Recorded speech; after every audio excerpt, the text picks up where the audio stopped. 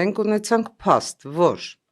Կայա Կալասի եւ Արարատ Միրզոյանի հետ հանդիպման ժամանակ, հայտնի հանդիպման ժամանակ Արարատ Միրզոյանը ժողովրդավարական ընտրություններին աջակցություն կիբերանվտանգության դեմ պայքարի,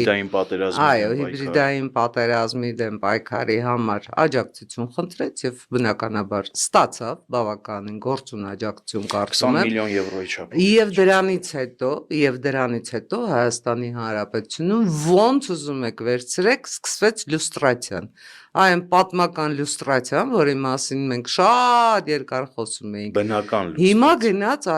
գնաց բացարձակ բնական լյուստրացիա, որովհետև այդ ժողովրդավարական ընտրություն անցկացնելու, իրական ընտրություն անցկացնելու դեմ այսօր հանդես են գալիս փորձագիտական, քաղաքական, լրատվական դաշտում բոլոր նրանք, ովքեր հասկանում են, որ դա լինելու է պայքար, իրական գործուն պայքար հենց իրենց դեմ, որովհետև իրենք իրենց ամբողջ գործունեությունը նպատակաուղղում են մեկ հանգամանքի, Հայաստանի Հանրապետությունը չպետք է լինի ժողովրդավար, չպետք է լինի ինքնիշխան երկիր։ Ասում եք ովքեր են այդ շատ շատերը, այ նրանք են այդ շատ շատերը, որոնք այսօր չեն ուզում Հայաստանի Հանրապետությունը ոչ զարգանա, ոչ անվտանգ լինի